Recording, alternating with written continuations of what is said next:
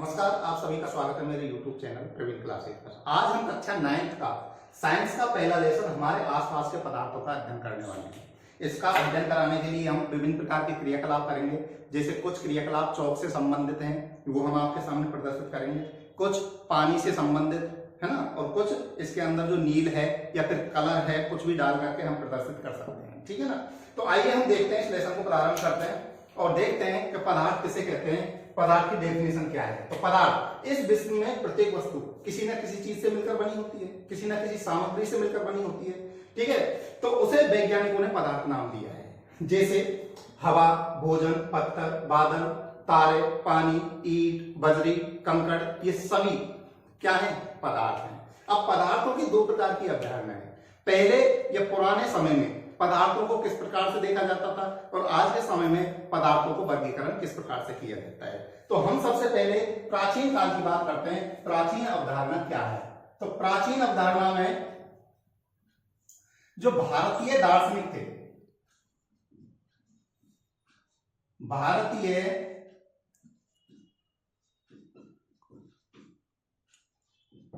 दार्शनिकों ने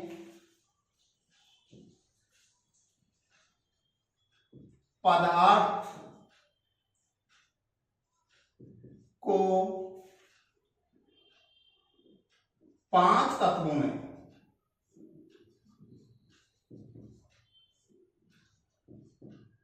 वर्गीकृत किया है।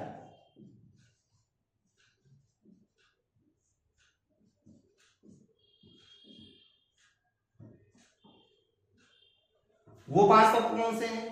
5 तत्व हैं अपने: जल,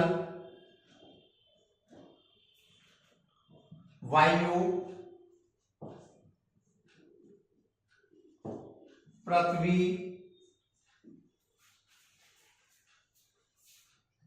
आकाश और अग्नि। ये 5 तत्व हैं प्राचीन समय में। प्राचीन समय में पदार्थों को इन 5 तत्वों में वर्गीकृत करके अध्ययन किया जाता था। आपने सुना होगा, आपने एक धारावाहिक देखा होगा, शक्तिमान। शक्तिमान में भी बताया गया है कि हमारा शरीर भी 5 तत्वों से मिलकर बना होता है। वो 5 तत्व कौन से हैं? जल, वायु, पृथ्वी, आकाश और अग्नि। इसी प्रकार पृथ्वी, आकाश और ये जितने भी आपको तत्व बताए हैं, प्राचीन समय में इनसे ही संबंधित या इनसे ही जोड़ करके पदार्थ को देखा जाता था। लेकिन जब आधुनिक परिकल्पना की बात करते हैं, तो आधुनिक अवधारणा क्या है? आधुनिक अवधारणा को देखते हैं।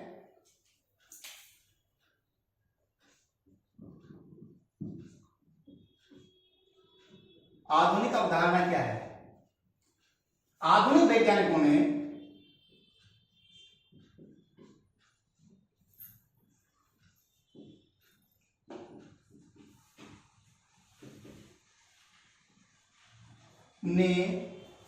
पदार्थों को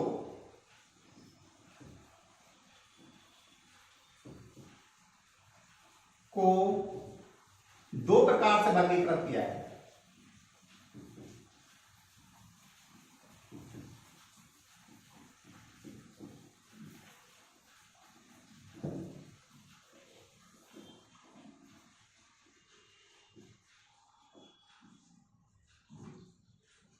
दो प्रकार से वर्गीकृत किया है, जिसमें पहला क्या है, पदार्थ के भौतिक गुणों के आधार पर।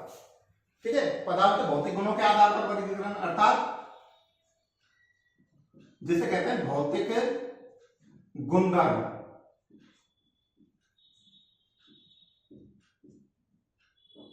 ठीक है, तो भौतिक गुणधर्मों के आधार पर वर्गीकरण किया है। और सेकंड किया है रासायनिक गुणधर्मों के आधार पर।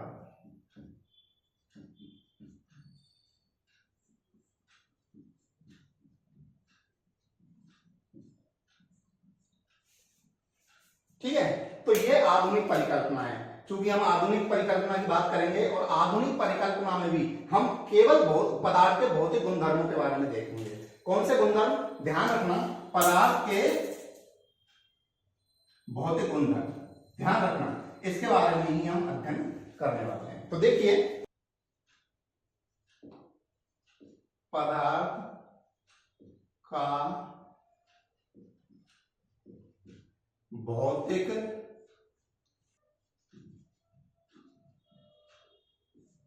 देखिए पदार्थ का भौतिक स्वरूप, पदार्थ के भौतिक स्वरूप के बारे में जानने से पहले हम एक क्रियाकलाप आपके सामने करते हैं। जैसे मेरे हाथ में ये चौक है, ठीक है, समझना इस चौक को मैंने तोड़ा और इसके क्या हो गए, टुकड़े हो गए। चौक को तोड़ने पर टुकड़े हो गए। अब इसको मैं पीस दूंगा, पीसने के बाद में क्या बन जाएगा, ये बुरादा। क्या बन जाएगा, बुरादा, ध्यान रखना। और फिर मैंने इसको हवा में उड़ा दिया तो तुम्हें क्या दिखाई दे रहे हैं, इसके कण, सफेद सफेद छोटे छोटे कण हमें दिखाई दे रहे हैं। तो इसी को हम लिखेंगे, जैसे हमारे पास था चौक, क्या था, चौक था, चौक को मैंने तोड़ा और तोड़ने के बाद इसके क्या हुए, टुकड़े हुए। टुकड़ों को मैंने क्या बना दिया, पाउडर, ठीक है। पाउडर को जब हवा में उड़ाया तो हवा में उड़ाने पर हमें क्या दिखाई दिए, इसके कण, ठीक है ना। यहां तक ध्यान रख लेना, कण। आगे भी इसको तोड़ा जा सकता है, आगे इसको अणुओं में तोड़ा जा सकता है, अणु, और अणु किसमें टूटेंगे, परमाणु, परमाणु के अंदर इसको विभाजित किया जा सकता है। लेकिन हम यहां पर किसकी बात करेंगे, कणों की, ठीक है ना। तो कणों की बात करेंगे और इसी के आधार पर हम पदार्थों का भौतिक स्वरूप देखेंगे। देखिए हमने देखा कि पदार्थ हैं, जब जैसे मैंने ये चौक अभी आपके सामने प्रैक्टिकल किया था, चौक को मैंने हवा में उड़ाया तो हवा में उड़ाने के बाद में आपको क्या दिखाई दिया, इसके कण। तो इसकी पहला स्वरूप यही हुआ कि जो प्रत्येक पदार्थ है वो किससे मिलकर बना होता है, कणों से मिलकर बना होता है। तो यहां पर लिखिए पदार्थ कणों से मिलकर बना होता है।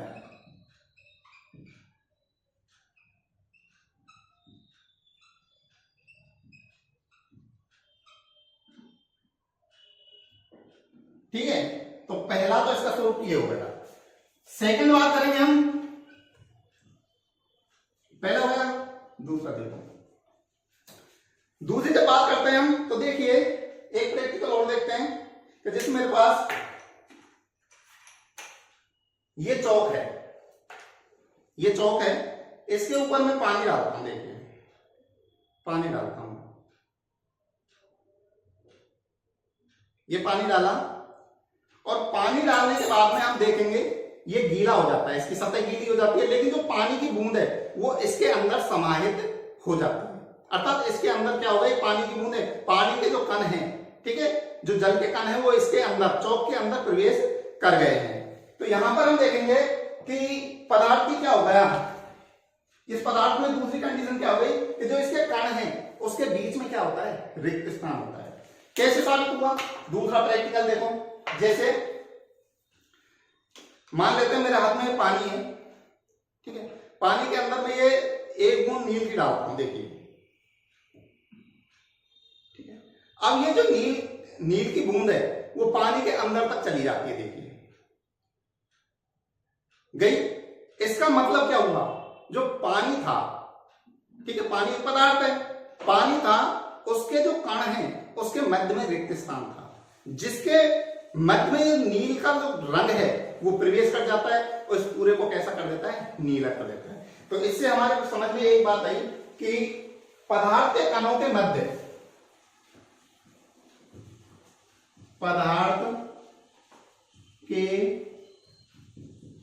कणों के मध्य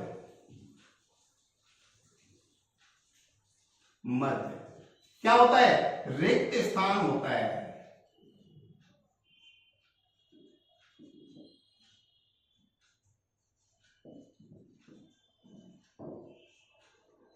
ठीक है, कणों की बात कर रहे हैं केवल हम यहां पर, किसकी, कणों की।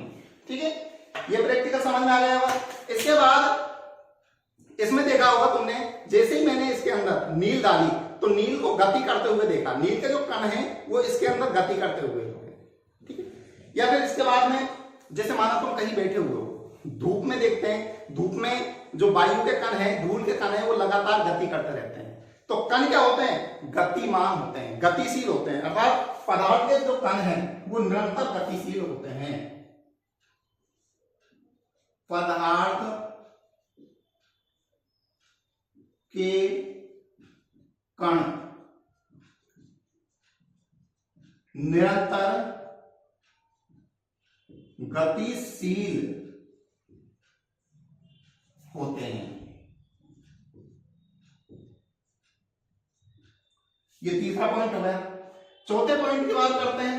देखो भौतिक स्वरूप के अंदर बात कर रहे हैं। चौथा पॉइंट, चौथे पॉइंट के अंदर हम देखते हैं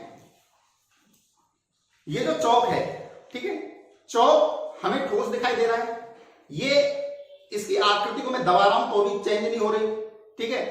इसका मतलब क्या हुआ? इसके अंदर जो भी कण हैं उनके मध्य में आकर्षण बल है, जिसके कारण वो एक दूसरे से जुड़े हुए हैं। तो यहां पर चौथी जो अब बात निकल के आती है वो कौन सी आती है कि पदार्थ के कणों के मध्य में आकर्षण बल होता है। क्या होता है? पदार्थ के कणों के मध्य, पदार्थ के कणों के मध्य आकर्षण बल होता है।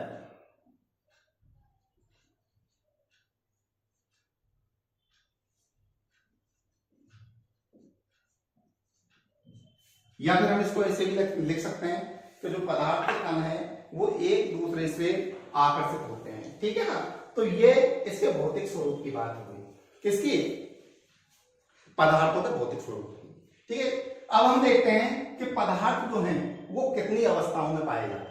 पदार्थ की अवस्थाओं के बारे में हम बात करते हैं। तो अब देखते हैं नेक्स्ट टॉपिक, पदार्थ की अवस्था। देखिए यहां पर, इधर देखिए,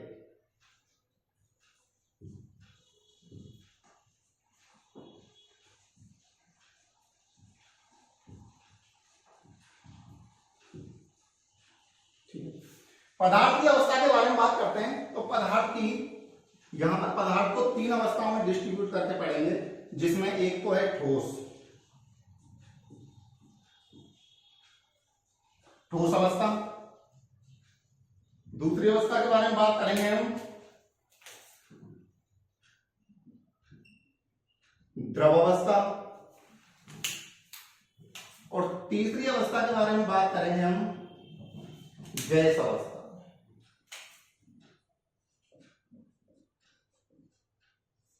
ठीक है, तो पदार्थ की कितनी अवस्था हो गई? यहां पर पदार्थ की तीन अवस्थाएं हो गई, ठोस, द्रव, गैस। अब देखो यहां पर थोड़ा इमेज करना। जैसे माना मैं एक बर्फ का टुकड़ा लेता हूं, क्या लिया? बर्फ का टुकड़ा। तो बर्फ क्या है? ठोस। इमेज करके रखना है ना। और द्रव में जैसे एक गिलास में पानी ले लिया तो वो क्या हो गया? द्रव।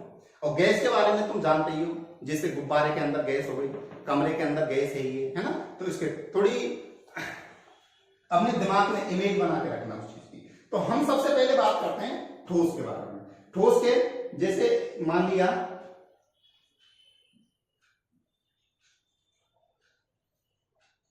ये एक बर्फ का क्यूब है, ठीक है, ये ठोस हुआ, बर्फ का क्यूब, ठीक है। इसके बाद में जब हम इसको पिघलाते हैं, जैसे मान लिया इसके अंदर,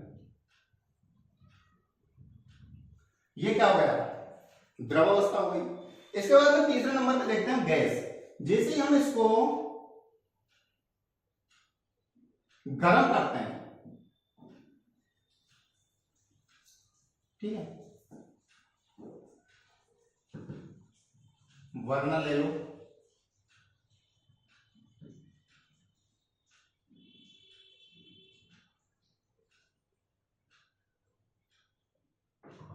ठीक है। तो ये भाप बन के उड़ेगा, तो ये कौन सी अवस्था हो गई? गैस अवस्था। तो आइए हम इसके बारे में देखते हैं, इसमें अंतर है ठोस अवस्था में और द्रव अवस्था में और गैस अवस्था में, तीनों में क्या क्या अंतर पाया जाता है। सबसे पहले हम आकार और आयतन की बात करते हैं। ठोस की आकार की बात करते हैं। आकार, इसका आकार निश्चित होता है,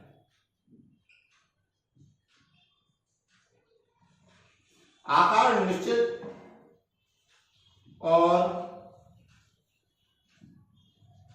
आयतन भी क्या होता है?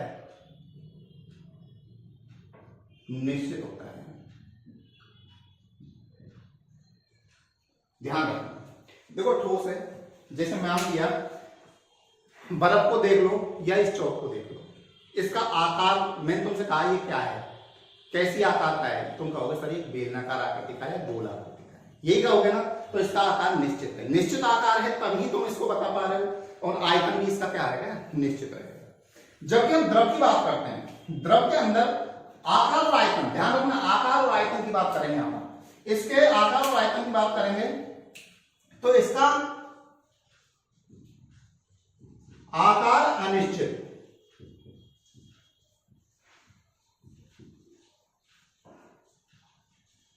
और आयतन निश्चित होता है। कैसे, देखिए जैसे मेरे हाथ में ये गिलास के अंदर पानी है, ठीक है, अब ये कैसी आकृति में, ये बेलनाकार आकृति में। जैसे ही मैंने इसको कटोरी में डाला, बेली जिसे कहते हो, कटोरी में डाला तो ये पानी किसका आकार धारण कर लेगा, कटोरी का आकार धारण कर लेगा, ठीक है ना। उसको मैंने परात में डाला तो यह पानी परात का आकार धारण कर लेगा। इसका मतलब क्या हुआ, इसका आकार बदल रहा है, तो आकार क्या हो गया, अनिश्चित। इस और देखें आयतन, आयतन इसका क्या है, निश्चित है। तीसरे नंबर पर बात करते हैं गैस की, तो गैस का आकार और आयतन दोनों ही क्या होते हैं, अनिश्चित होते हैं। इसका आकार व आयतन दोनों ही क्या होते हैं, अनिश्चित। कहते हो कैसे होते हैं, आकार और आयतन दोनों ही अनिश्चित होते हैं, किसके, गैस के, ठीक है। तो ये तो हो गई आकार और आयतन के आधार पर। अब हम देखते हैं इसके अंदर अणुओं के मध्य आकर्षण बल कैसे हो, कितना होता है।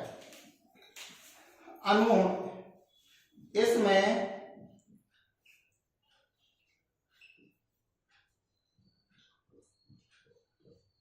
कणों के मध्य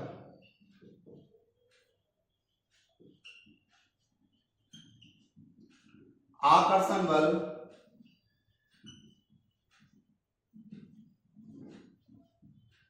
सर्वाधिक होता है।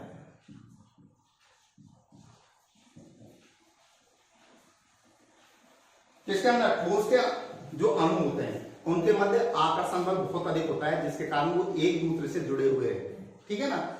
जबकि हम द्रव की बात करते हैं तो द्रव में ठोसों की अपेक्षा कम आकर्षण बल देखने को मिलता है।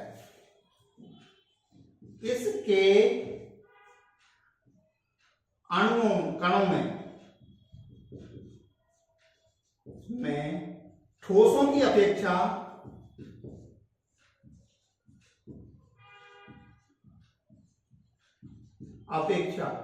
कम आकर्षण बल देखा जाता है, कम आकर्षण बल होता है, ठीक है ना। देखो सबसे अधिक आकर्षण बल किसके अणुओं में होता है, ठोस के अणुओं में, उससे कम द्रव के अणुओं में, और सबसे कम आकर्षण बल या फिर आकर्षण बल नगण्य, सबसे कम आकर्षण बल इसके अणुओं में होता है। समझ गए होंगे। देखो अणुओं के मध्य बहुत ज्यादा आकर्षण बल है, आपस में बहुत ज्यादा घनिष्ठता से एक दूसरे से जुड़े हुए हैं, इसीलिए तो ये क्या है, इसकी आकृति फिक्स है, आकृति ठोस है ना। तो इसके अणुओं के मध्य सर्वाधिक आकर्षण बल पाया जाता है। इन तीनों के अकॉर्डिंग अपन देखें तो सबसे ज्यादा आकर्षण बल किसके अंदर पाया जाएगा, ठोसों के अंदर। इसके बाद में द्रव पदार्थ जो होते हैं, चाहे कोई भी हो, पानी हो, दूध हो, कुछ भी हो, उसमें ठोसों की अपेक्षा उसके अणुओं के मध्य कम आकर्षण बल होता है, ठीक है। और द्रवों की अपेक्षा जब गैसों में देखते हैं, ठीक है, तो उसके अंदर जो कण होते हैं उनके मध्य आकर्षण बल लगभग नगण्य के बराबर होता है, ना के बराबर होता है, ठीक है। तीसरी बात देखते हैं, देखो फर्स्ट बात ये हो गई, सेकंड बात ये हो गई, इसके बाद थर्ड बात देखते हैं।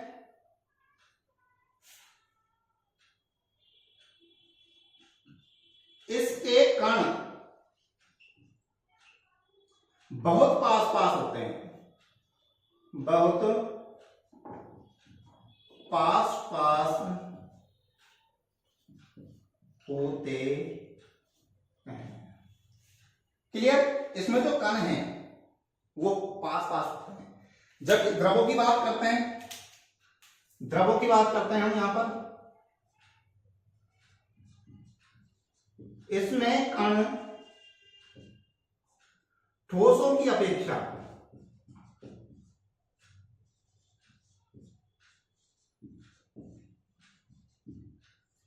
थोड़े दूर दूर होते हैं।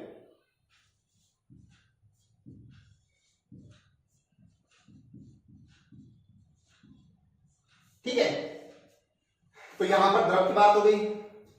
तीसरे नंबर पे बात करते हैं गैसों की, कणों की। तो इसके कण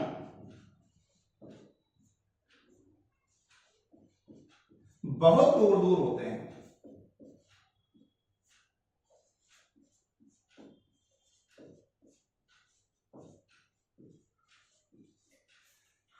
ठीक है ना? तो इस प्रकार हम देखते हैं ठोस, द्रव और गैसों के मध्य अंतर। यहां पर हमने पदार्थ की अवस्थाओं के बारे में देखा। पदार्थ 3 अवस्थाओं में हम पढ़ेंगे, ठोस, द्रव, गैस, जिसमें ठोस, द्रव और गैस अवस्थाओं में क्या क्या अंतर होता है ये हमने विस्तार से देख लिया है। ठीक है, इसके बाद में इससे आगे का जो चैप्टर है वो मैं नेक्स्ट क्लास में करवाऊंगा। और यदि इस से संबंधित कोई भी प्रॉब्लम तुम्हारे सामने है तो कमेंट्स बॉक्स में मुझे लिखकर भेज देना, मैं उसका सॉल्यूशन कर दूंगा। इस वीडियो को अपने फ्रेंड्सों को शेयर कर देना ताकि उनको भी फायदा हो और वो भी अच्छे प्रकार से पढ़ाई कर सकें।